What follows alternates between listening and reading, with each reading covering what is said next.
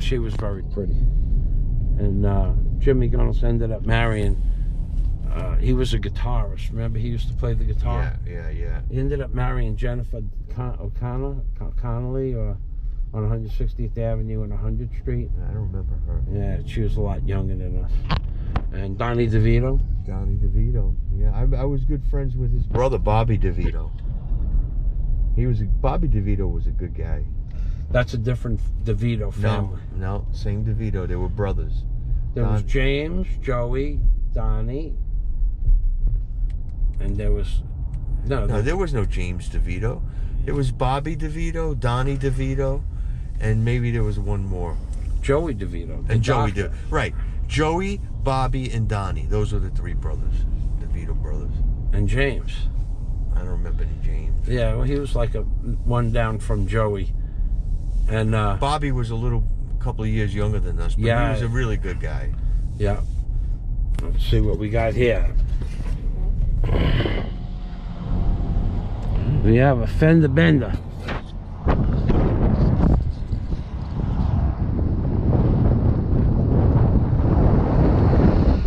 We have a fender bender on US 1. We're in the Florida Keys, baby. I forgot to tell you that. Oh, we're not in Cebu?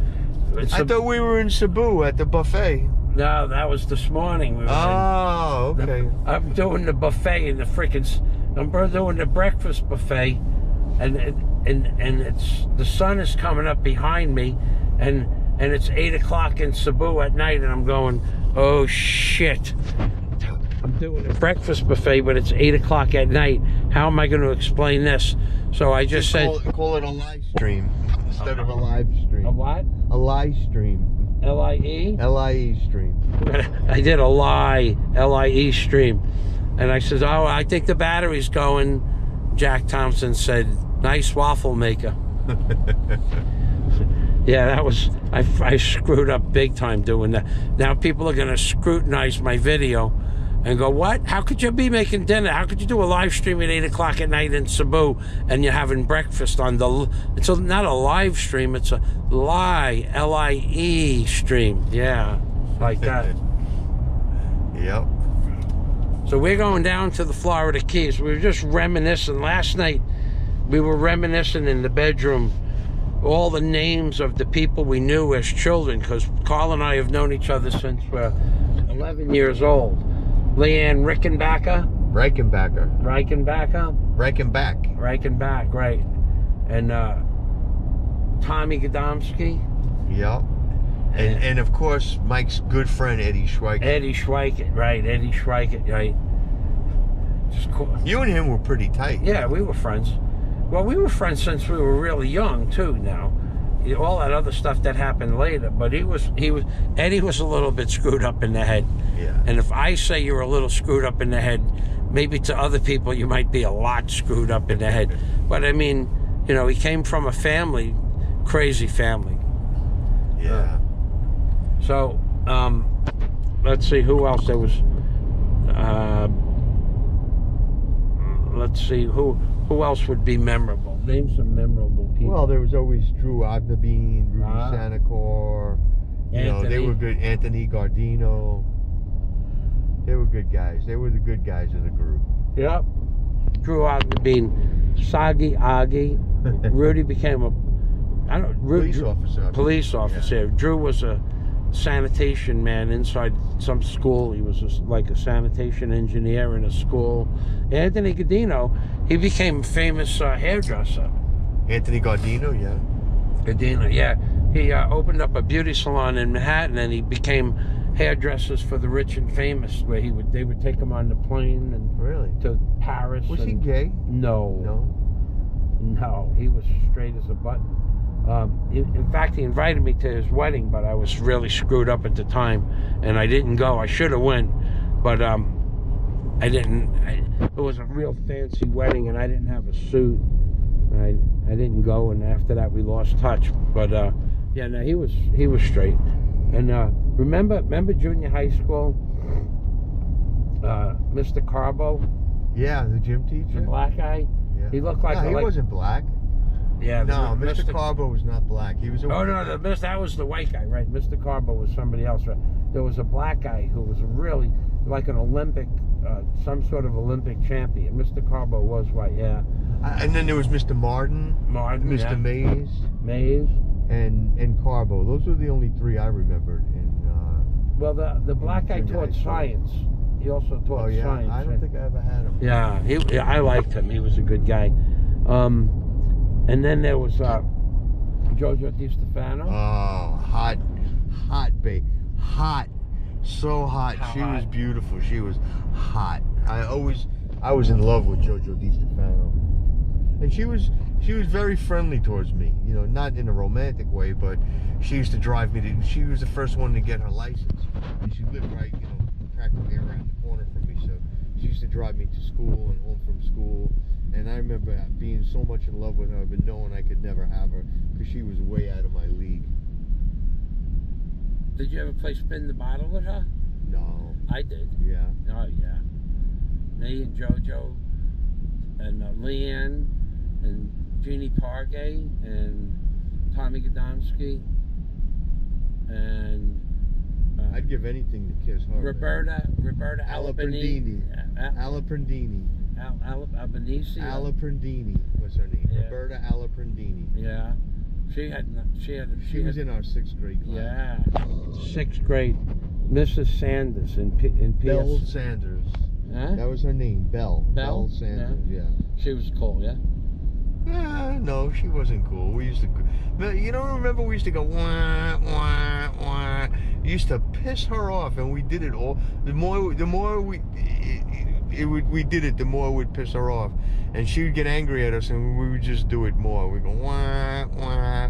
Whenever she yelled at somebody, we go wah wah wah. You don't remember that? That's funny, man. I'm not an aggressive person. You were a very aggressive young man. Yeah, right, aggressive. Tell people what I was like when I was a kid. He was just as crazy as he is now. Trust me. And Carl, I told Carl a couple of days ago, he always was a happy person. Like, if things didn't work out, I remember Carl telling me in 2001 or 2002 when he came to the Florida Keys, he goes, when life dishes you out lemons, make lemonade. It's funny. Famous quote by Carl. I didn't make it up. That wasn't your quote? No. You used it like it was your quote. No. I took it as your quote. Oh, okay. Well, then it was my quote. No, that's a famous saying. Yeah. So now when people dish me lemons, I freeze them and I put them in a slingshot and shoot the suckers back at them. Yeah. Here's some lemonade, baby. You piss in a jar and tell them to drink some lemonade. Carl's coming to the Philippines shortly. He'll be there. Yeah, I don't think he's gonna be. Yeah, he's gonna be visiting the Philippines. And he's living in South Florida in Fort Lauderdale, and I told him how hard it is to live in Florida because we're at an age where we're not going to make a lot of new friends, and most of the people that you're going to come in contact with, especially in South Florida, are not going to be.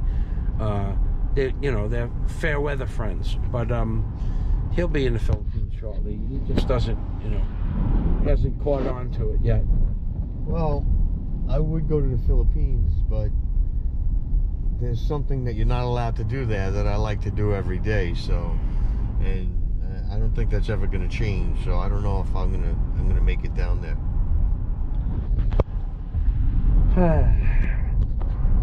So, ladies and gentlemen, so our itinerary today is going to be go snorkeling.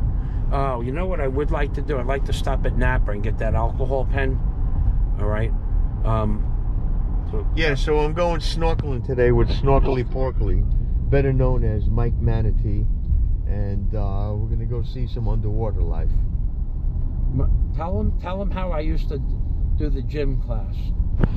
We used to go to gym in junior high school, and I never took it seriously. Nobody took it seriously. Mike was the only one that took it seriously. We'd do exercise, and he'd be there kissing the teacher's ass, doing his exercises, and nobody gave a shit. Mike was the only one who gave a shit in gym class. The pegboard, going up the pegboard, climbing the ropes, up and down the ropes. Yeah. I wasn't always snorkly porkly.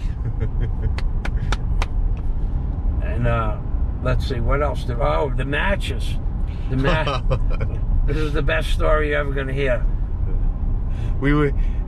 I had a garage, a wood frame garage. No walls or anything, just wood. The walls were wood, the floor was wood, everything was wood. So we used to go to the A&P and buy boxes of stick matches and stick them in the cracks of the wood and line them up like about 2 feet long and light it and watch the flame travel. What could go wrong? What could go wrong with that? It almost burned my garage down. 2 feet. Sometimes we go like try to get from one end to the other. Yeah. So we would put the matches in it was tongue and groove flooring, and we put the matches in the tongue and groove. We would use as many as we could, and then we would move, align them so they were the perfect distance for one match to light another match, and we'd light them off at the same time. Yeah. And it would be a race. Right. Yeah, that's right. And then one day we did 2 rows of matches. How smoky was it up there? Oh man, it was smoky, and our clothes would reek from phosphorus and all that smelly stuff. And I used to try and dodge my parents, get in the house to change my clothes so it wouldn't stink. Except for that time your father came home and saw the smoke coming out of the window. Yeah? Yeah.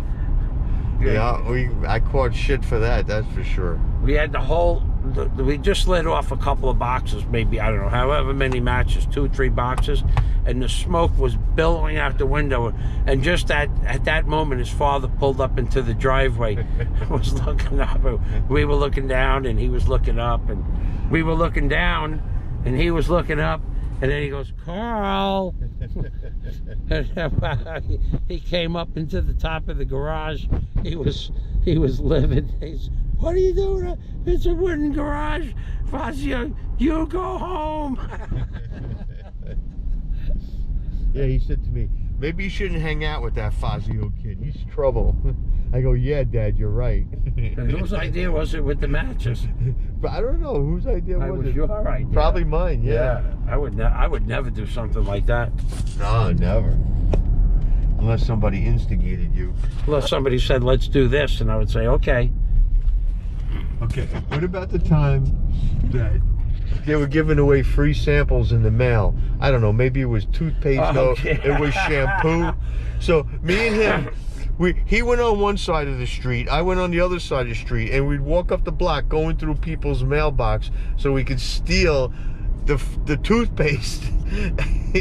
And then somebody saw us and we both ran. Remember that? Yeah. Somebody saw and we cut out and we ran. And you said to me, "Carl, keep walking and then turn around and go the opposite way and start running." And you ran into somebody's backyard, and I stayed on the street, and she followed me, and it turned out to be one of my neighbors. And then she saw me go in my house. She goes, "Oh, now I know who you are. Okay, I know who you are." That was something. And there was one other thing that we did. Oh, TSS. We used to borrow items out of TSS. Times Square stores, the department store in our neighborhood, and we'd go in there and borrow stuff. And one time I got caught borrowing stuff. I don't think you got caught, but I got caught borrowing stuff, and I got into a lot of trouble for that. Did the police come?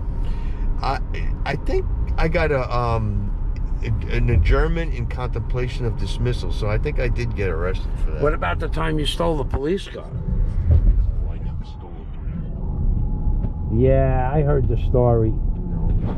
I heard the story. You were hallucinating on the ice in Central Park. That's Graz. That's not me. That was Graziano? Yeah, that was Graziano. Well, he dove into the water. He was on this mine trip, and was he tripping in the no tripping zone? He was tripping in the no tripping zone, and he thought if he jumped into the lake in Central Park, he could cleanse the sins of the world. And so he went and did that. He jumped into the lake in Central Park, but unfortunately it didn't cleanse the sins of the world, because the world is still full of sin. And did the police come? No, I don't think the police came, but he was wet for the rest of the day. I heard a whole different story. Okay. You want to hear the story I heard? Yeah.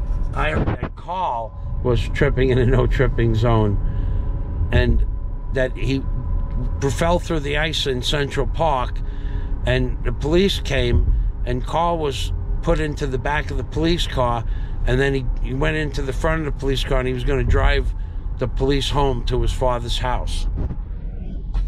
I don't know where you heard that story, but that never happened. Oh, God, there's somebody's telling stories here. No, I would own up to that if it was true, but no, that never happened. No? No. My mistake. Maybe you're confusing me with somebody else. Yeah. So, that might have happened. That was a long time ago. I remember I used to love to go on the boardwalk, and I'd buy a half pint of Old Mr. Boston lemon flavored gin. That was my favorite. And I'd get a bottle of soda or something, can of soda, and I'd guzzle the gin and then wash it down with the soda, and I used to get messed up, boy. That was my drink of choice. Old Mr. Boston's lemon flavored gin? Yep, Old Mr. Boston was the brand, and it was lemon flavored gin. Wow. Yeah, half pint. Used to buy a half pint. That's what? That's 4 ounces, 8 ounces? That's 8 ounces. That's 8 ounces. That's a lot, man. Yeah. That's a lot of liquor. Definitely is. Yep, the good old days. What else did we do? Underneath, we used to fish off the bridge, the new bridge. Yep, and you used to jump off that bridge, going swimming. I used to always want to do that. Never had enough nerve to do it. Finally, I did it once, and scared the shit out of me. I said, oh, okay, been there, done that. I'm not doing that again. But Mike he used to not only jump off the bridge, he used to climb up on the railing and jump off the bridge. We'd bring it like 5 foot higher. Yeah. Into the most nastiest, scummiest water that you could see the shit going from people's houses into the canal, and that's where Mike used to swim in. Yeah, you never swam in there. I did, but not a lot. Yeah, but the difference between me swimming in there and Carl swimming in there, I used to swim with my mouth closed. Oh, I drank the water. Yeah. Yeah. But he felt